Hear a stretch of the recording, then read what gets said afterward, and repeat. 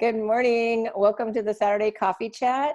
It is the last Saturday of March, and yeah, and Mhm. we are going to talk about getting prepped and ready for our April group, which is a spring revival. And then Deb's going to talk a little bit about our goal setting and kind of like how she's been feeling about it with this, what's been going on, and how she's kind of working through that. But let me share my screen really quick because we are going into this April group, and it is the Spring Revival Fit group, and it's going to be a space for us to connect, of course, and support each other, lift each other up, and strengthen our minds and bodies and souls, which is kind of the mission that we have every month. And then we throw a fun theme at it. And this, with obviously spring coming up, and spring may look different this year, but we're going to make the most of it.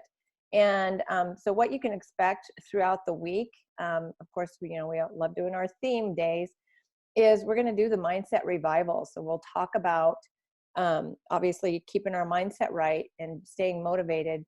On Tuesdays, we're sharing recipes, spring salads. And if you're unable to get fresh veggies, we've got a bonus pantry raid recipe for you. And Wednesdays is Spring It On Challenge. So we're going to make sure we keep some fun activities in there.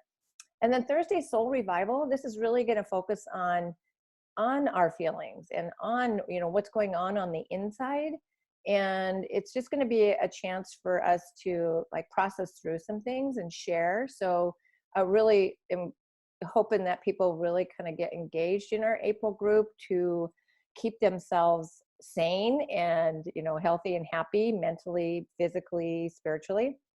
And then Saturday is Master Your Meal Plan, so we'll go a little deeper into talking about our meal planning on Saturdays.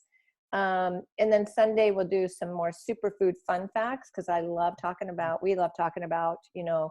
Deb's coined herself a Shakeologist because she's been studying Shakeology and Yeah. the benefits of it and what's in it. And we love sharing about the awesomeness that is part of what makes up Shakeology. So that's going to be what our April group, kind of how it lays out. We're super excited to bring this, next month to you. I'm going to stop sharing. And part of that, obviously, over the next week, Deb and I will be coming in. We finished our book review on Badass, You Are a Badass. And we're going to go into the Atomic Habits. Now, if you haven't finished You Are a Badass, just keep going with that, because we don't want to add any more overwhelm, right? But so what we're going to do is just go through, and we're going to make it for 2 months, April and May, the Atomic Habit, so that we can like slow our pace down a little bit and just kind of really absorb the information, because this is really a good book. I'm going to have some tools, like a worksheet, a cheat sheet that talks about the different laws of creating habits and habit stacking. And if you break down the book, it's 256 pages.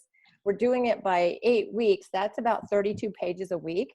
So, or about 4 to 5 pages a day. So if you're working that into your miracle morning, especially if you got more time on your hands, you're at home, just kind of make it a commitment to get your mindset right by reading 4 or 5 pages a day. So, and then what we'll do is just in our coffee chat, at the beginning of our coffee chat, like the first 5 minutes, we'll talk about the lessons of it, and people can share their takeaways or their ahas.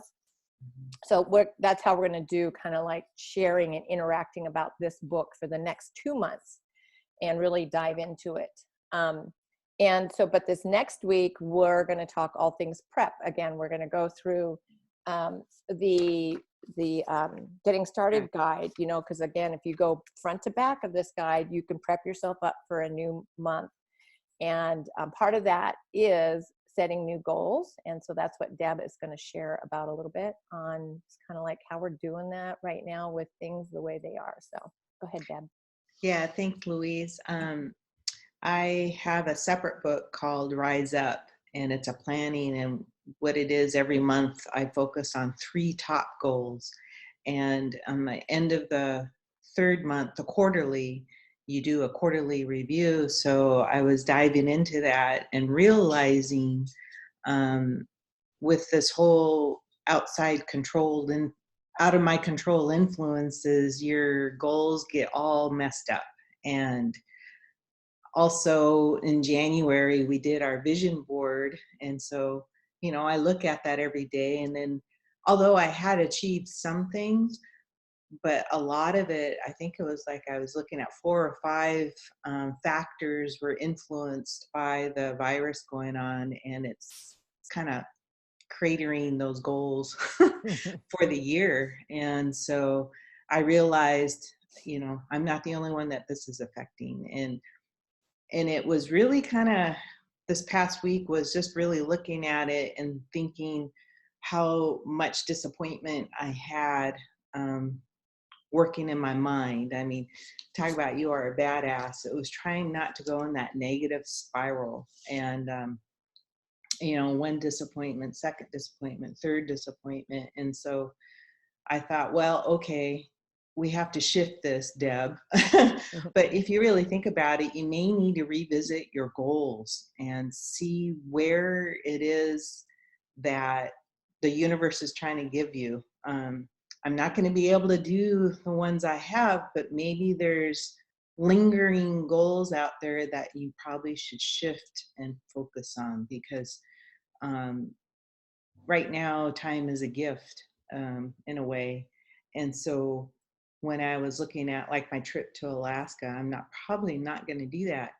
Although I didn't discount it all the way, because there's still some business I need to take care of for my family. And maybe I should just focus on that one particular business instead of, I had 4 items tied into that 1 month of June for Alaska. So I need to carve it down, reapply it, and probably redo my poster board or stick something on it to cover up that, and so that I know I'm going to achieve that goal. I'm a goal person, but we also, our monthly stuff we do here is very helpful, because even the small goals make me feel like I achieved something, because I'll get in that negative spite of thinking, oh, here, I didn't achieve this again, you know, and it may need to be revised every week. So anyways, I just want everybody, when we're going through your guide, we have the goals in the guide, and you may need to revisit those. And yes, we focused on health and weight loss, but that premise is probably still true, but be realistic about it. And that's what I was really finding out in this. You would be badass, be realistic of achievable goals, because you can just set yourself up to a failure mode. And so anyways, long story short, revisit your goals in your guide, your whole annual goals, and this month's goal. It's just something to rethink about and journal it. And then try not to let the outside uncontrollable things control you, but look at the stuff that you have on paper and see what you can achieve with this out there. So anyways, that was Yeah. my gig on that. That's awesome. Because like Deb said, you know, our intention here, obviously, of living fit is with our health and fitness and our weight loss and our, you know, our strength and all those things, health and wellness related. But we do this for the bigger picture of life, right? So that we can live a full, happy, fulfilling life. And those goals also extend outside of our living room where we're working out, or the kitchen where we're preparing healthy meals. So what are those things that you wanted to do, those bigger goals, that may have been curtailed a little bit because of, you know, the limitations on what we're able to do, like just outside the home. Things are changing day to day. And so what we encourage you, definitely, get into your book. I'm going to ask people to sign the personal commitment contract again. There's self-love principles. So these first few pages, so look at your goals again and just set yourself a monthly 30-day goal, because things could change in 30 days, right? And then look at what those actions are going to be for that, and why, and look into your why, and then also overcoming the challenges. Okay, so we're going to talk about that more through the week, but just pull that book out, our guide out, so that you have that through the week. Before we started recording our coffee chat, you know, we were talking like, with Karen about, you know, just all the emotions that are going through everybody's experiencing right now, ups and downs, the uncertainty, the unknown. So many people are going through this, and you know, that is normal. That's normal. Like, of all the things that are going on, what's happening to us emotionally and internally is normal response to it. But it, you know, it's feelings, and sometimes feelings, we don't want to feel them. And even when Deb was looking at her goal, she had admitted to me that, you know, like, she just had this like real emotional period looking at those. And I get it, you know, and I'd shared about going through the grieving process myself. I didn't, you know, that's kind of what it is. It's denial and justification and anger and acceptance. And we go through all those things, and it is okay to do that. And that's why I would love that our spring revival, we're going to just, you know, have a place in a safe space to process through some of that stuff. So, Karen, I'd love for you to share just like how you're decompressing and what you're going through. Well, I don't know. I'm kind of struggling. So Mm-hmm. I don't have a very positive message, I don't think. But I have all the knowledge and the tools and the support. I just have to like get out of my head. Yeah. But at the same time, yeah, it's normal right now. So I have to give myself some grace too. Mm-hmm. I heard somebody the other day saying it's so difficult to be grieving, because it is. We're all kind of grieving and grateful at the same time. Yeah. And yet kind of we have to be, Mm-hmm. you know, both.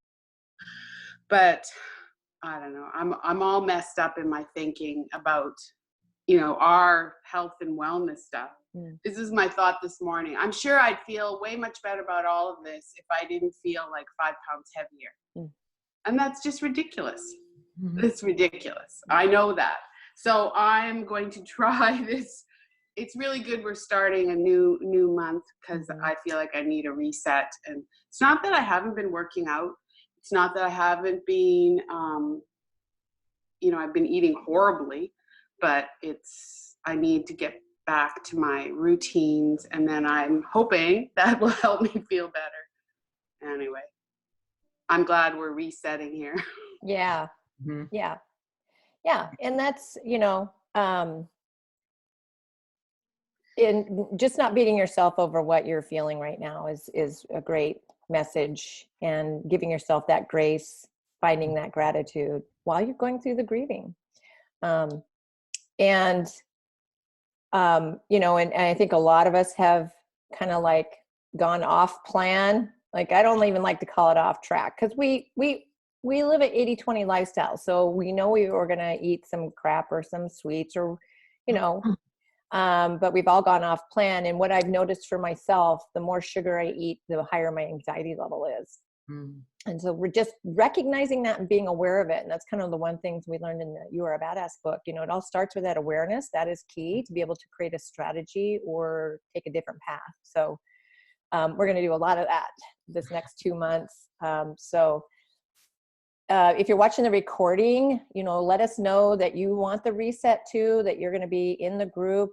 It's going to be a great place to stay engaged, to participate in the positivity, but process through all the stuff that we're going on, but doing it in a healthy way. So we look forward to jumping into this new group. All right. Thank you, ladies.